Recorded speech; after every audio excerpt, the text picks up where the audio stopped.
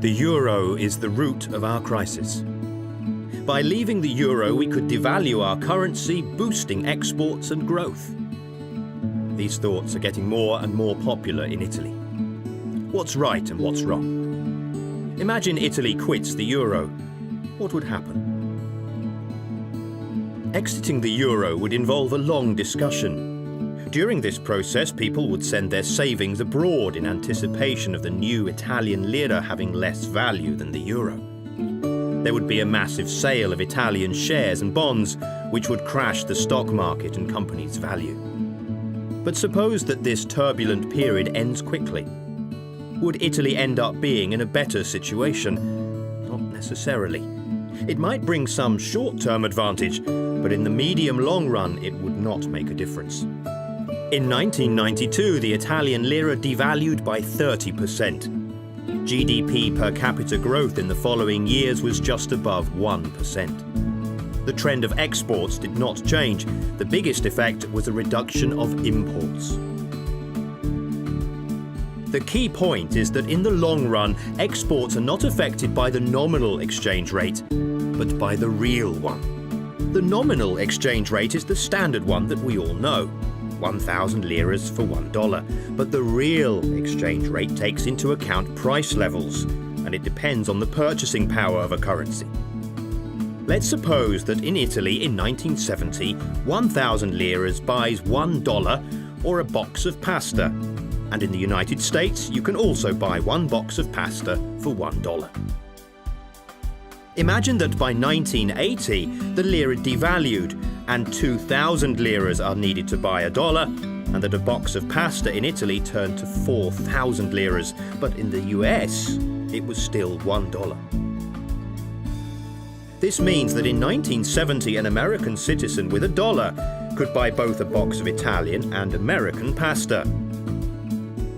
In 1980 he could still buy a box of American pasta, but only half a box of the Italian one. So despite the lira becoming cheaper, Italian pasta becomes less competitive because of the way prices evolved. But what does affect prices?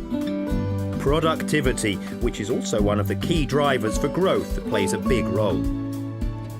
The problem is that productivity growth in Italy stopped in the mid-1990s. Actually, Italy's current crisis is the result of a long-term decline which started with the Second Republic.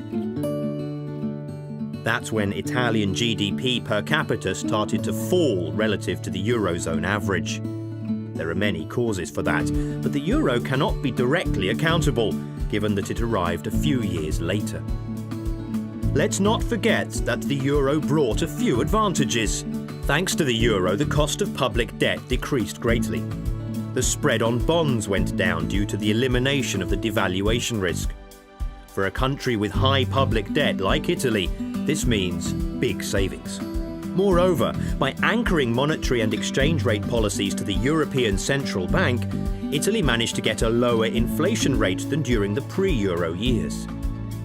Finally, being part of the euro and having a strong European Central Bank as point of reference better protects Italy from global shocks like September the 11th or the financial crisis. It's more unlikely for Italy to be subject to capital flights, speculators or banking crises. However, without the control of monetary and exchange rate policies, Italy has less instruments to react to country-specific shocks, and European rules like the Fiscal Compact put an additional limitation on economic policies.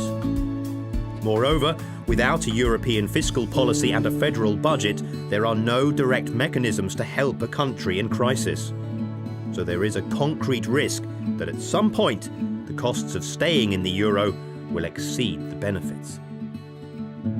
Nevertheless, we should not forget that the euro is the result of a long integration process that granted to Europe one of its longest periods of peace. We now laugh at the idea of a war between Germany and France, but in the past, this was the rule rather than the exception.